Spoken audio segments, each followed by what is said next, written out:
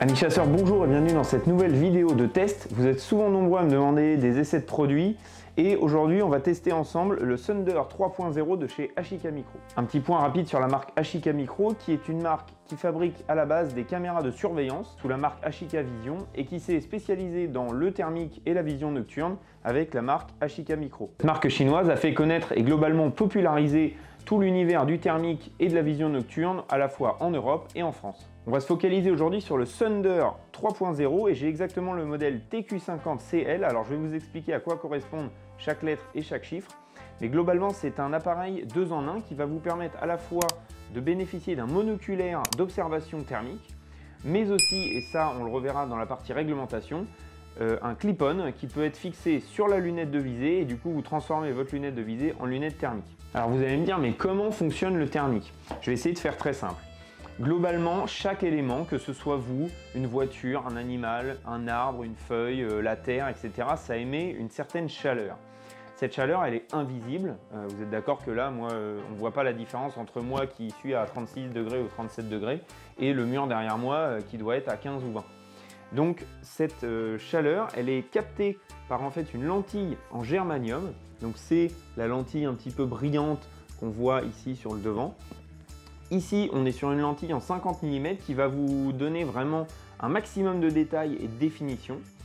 Ensuite, une fois que cette lentille en germanium a capté l'image, elle va retranscrire et donner l'information à un capteur. Donc ici, on est sur un capteur de 640 par 512, donc qui vous donne une excellente netteté et des détails dans l'image aussi très importants. Et ce capteur va retranscrire informatiquement, en fait, si vous voulez, avec un algorithme, sur un écran. Et donc sur cet écran va s'afficher le contraste thermique entre par exemple un humain, un animal, un arbre, une voiture ou la terre.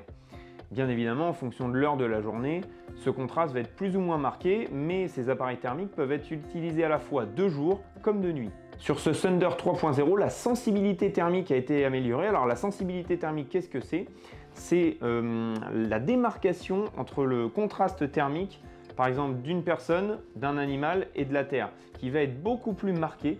Et donc, quand vous aurez à observer, vous verrez beaucoup plus distinctement et beaucoup plus rapidement la démarcation de chaleur entre un humain et de la terre, par exemple, qui va émettre beaucoup moins de chaleur.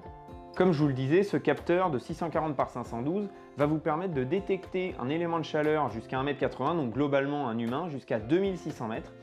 Alors après, il faut appliquer le critère de Johnson. Donc ça, c'est un critère qui vous permet à la fois d'identifier et de reconnaître. Donc on va diviser cette valeur par 2 et encore par 2. Donc avec le TQ50, on va avoir une identification formelle de ce qu'on a en face de nous jusqu'à environ 600 mètres. Ce qui déjà est absolument énorme en soi puisque globalement, sauf si vous chassez dans des très grandes plaines, vous n'allez pas avoir forcément 600 mètres de visibilité devant vous. Donc grâce à l'écran OLED qui est intégré directement dans ce Thunder 3.0, vous allez pouvoir finement analyser l'image qui est devant vous et faire facilement la différence entre par exemple un lièvre et un renard à quelques dizaines, voire à quelques centaines de mètres. On va passer en revue ce Thunder 3.0 déjà esthétiquement et vous expliquer à quoi sert chaque petit bouton et chaque petite molette. Donc globalement ici, on retrouve le capuchon de lentille qui vous permet à la fois de protéger la lentille et aussi le télémètre intégré qui peut vous donner une distance en instantané jusqu'à 1000 mètres. Donc ça c'est très intéressant aussi et ça vous permet de vous rendre compte de la distance d'éloignement entre vous et l'animal ou ce que vous observez. Donc globalement sur l'avant ça va être ça. Ensuite ici on va retrouver la molette de mise au point. Ça vous permet en fait, du coup en fonction de la distance de l'objet ou de la personne ou de l'animal que vous observez, de venir faire en fait le focus et du coup d'avoir une image la plus nette possible. Ici on va retrouver les 3 boutons qui permettent en fait à la fois d'entrer dans les menus, ici pour celui-ci, ou de changer de mode de couleur, puisque je vais vous expliquer après, mais on a plusieurs modes de couleur. Ici ça va être pour à la fois capturer une image, donc ce soit une photo ou une vidéo.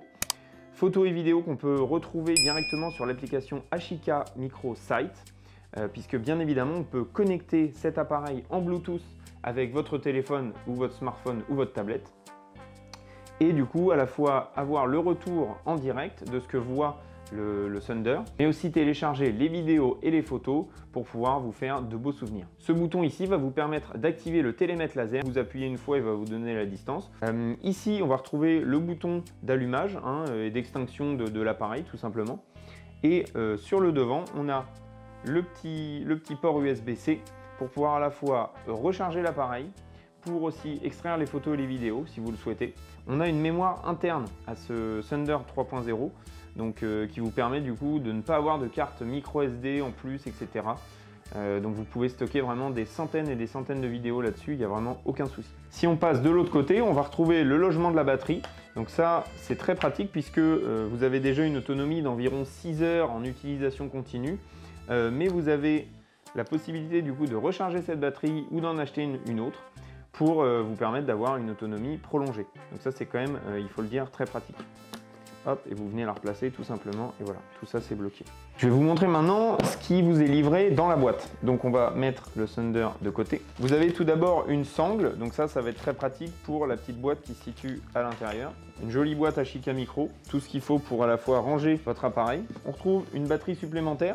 On retrouve également un chargeur, donc ça c'est le chargeur qui va vous permettre de charger chaque batterie. On va retrouver bien évidemment un câble USB-C, voilà, pour à la fois recharger votre appareil, extraire les photos, etc. comme je vous le disais tout à l'heure, mais aussi pouvoir recharger les batteries avec le chargeur que je viens de vous montrer. Un manuel d'utilisation, ça je vous invite vraiment à le lire, il y a beaucoup d'informations aussi très intéressantes que vous pourrez lire dans ce manuel d'utilisation. On trouve un petit chiffon microfibre, nettoyer un peu votre lentille et votre Thunder si besoin. Également cette clé, c'est assez importante puisqu'elle va vous permettre d'avoir un serrage optimal au niveau des fixations. Je vais vous montrer juste après. Ce qui fait la différence avec ce Thunder 3.0, c'est bien évidemment sa taille puisqu'il est beaucoup plus compact, plus petit et plus léger. Ça c'est vrai que c'était peut-être un défaut des versions précédentes et là ça a été corrigé. Il y a également avec ce Thunder 3.0 de nombreux modes couleurs disponibles.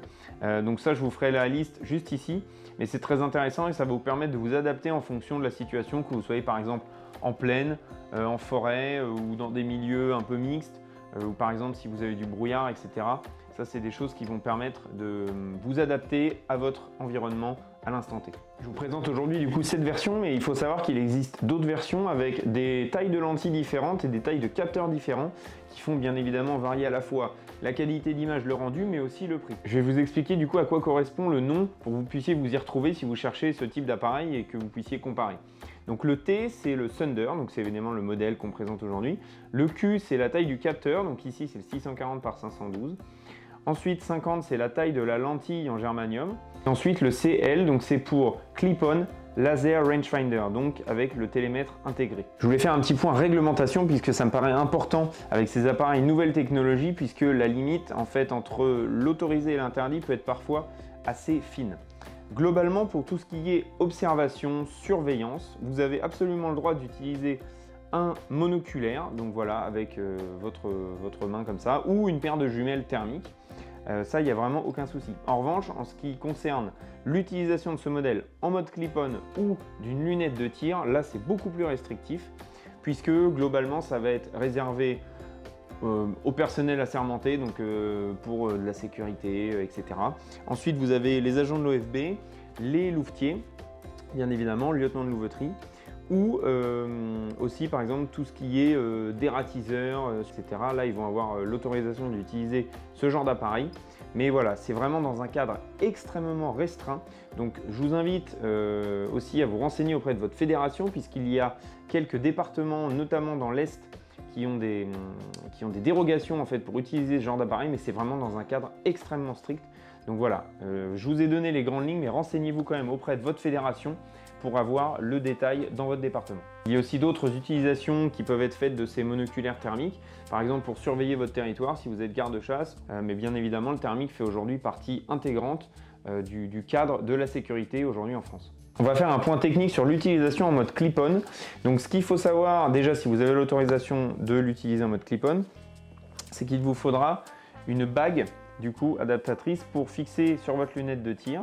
Alors pour ça, c'est très simple, hein, c'est des bagues Russan, hein, une marque très connue. Il faut prendre sur votre lunette le diamètre extérieur de la lunette.